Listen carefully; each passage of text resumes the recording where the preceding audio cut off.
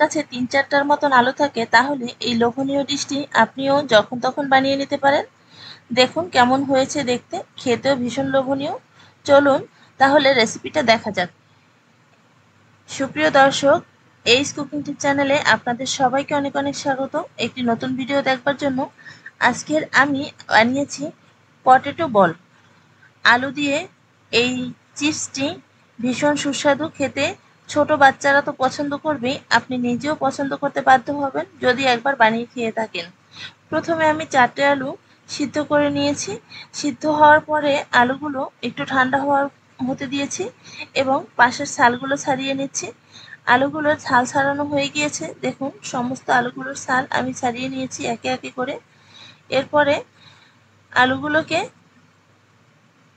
Great করে নেব গ্রেটারের সাহায্যে।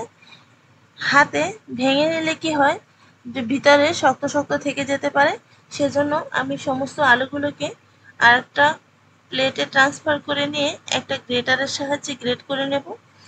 দর্শক, যদি আমার ভিডিওগুলো ভালো লেগে থাকে তাহলে অনুরোধ করব ভিডিওগুলো শেয়ার করে সবাইকে দেখার সুযোগ করে দেবেন আর সাবস্ক্রাইব করে আমার পাশেই থাকবেন।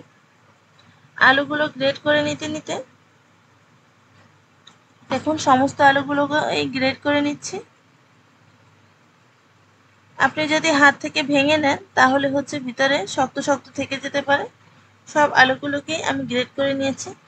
এই রেসিপিটি বানাতে সময় ভীষণই কম লাগে এবং উপাদানও কম লাগে, তবে খেতে অত্যন্ত সুস্বাদু। বাচ্চারা অনেক সময় অনেক ধরনের খাবার খেতে পছন্দ করে না, একঘেয়ে খাবার হয়ে যায়, তখন আপনি ভিন্ন ভিন্ন ধরনের ডিশ বানিয়ে দিতে পারেন।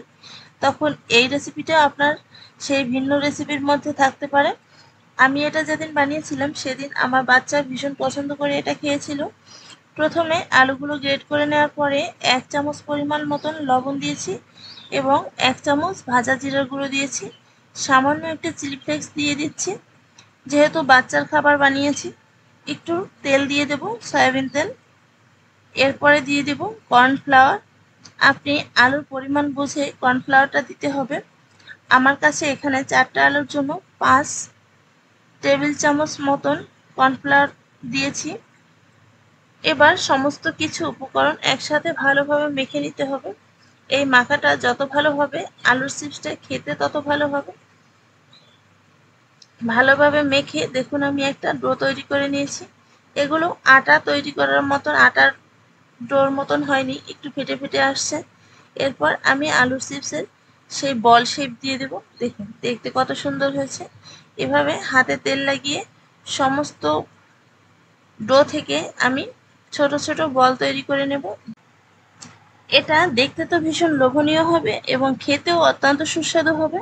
দেখুন বলগুলো এমনভাবে তৈরি করতে হবে যাতে বলের পাশে কোনো ফাটা না থাকে। সমস্ত বলগুলো আমার তৈরি করে নেওয়া হয়ে গিয়েছে। আলুর এই বল চিপসটা আপনি যে কোনো সময় বাড়িতে বানাতে পারেন বাচ্চার জন্য, অথবা অতিথি আপ্যায়নে, অথবা বিকেলে চায়ের আড্ডা জমিয়ে দিতেও এই চিপসটা ভীষণই ভালো হবে। তো দেখুন আমার সমস্ত বলগুলো বানানো হয়ে গিয়েছে। এরপর চলে যাচ্ছি পরবর্তী ধাপে। চুলায় একটি কড়াই বসিয়ে তাতে কিছু পরিমাণ সয়াবিন তেল দিয়ে দিচ্ছি। এটা গরম হতে দেব, গরম হয়েছে কিনা একটু চেক করে তারপরে বলগুলো আস্তে আস্তে দিয়ে দেব। খুব হাই হিটে এই বলগুলো ভাজা যাবে না, মিডিয়াম হিটে এই বলগুলো ভালোভাবে উল্টে পাল্টে নেড়ে নেড়ে ভেজে নিতে হবে। সমস্ত বলগুলো আমি একে একে ছেড়ে দিচ্ছি।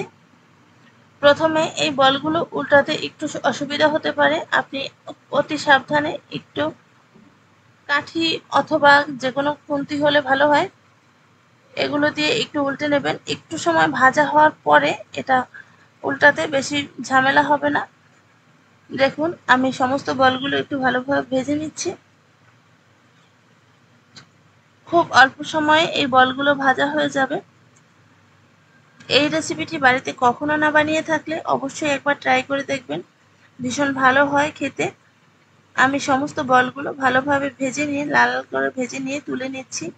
এই একই পদ্ধতিতে বাকি যে বলগুলো রয়েছে সেগুলোও ভেজে নেব।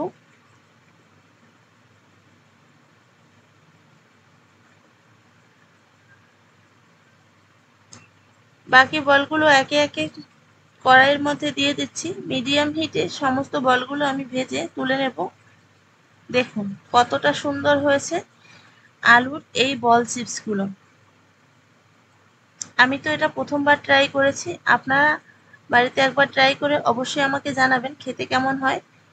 এটা উপরে ভীষণই ক্রিস্পি এবং ভিতরে নরম তুলতুলে, খেতে ভীষণ ভালো হয়েছিল বলে আপনাদের সাথে শেয়ার করছি। সবাই অনেক ভালো থাকবেন, সুস্থ থাকবেন। আপনাদের সাথে দেখা হবে পরবর্তী কোনো ভিডিওতে। ততক্ষণ পর্যন্ত আমি বিদায় নিচ্ছি। টাটা।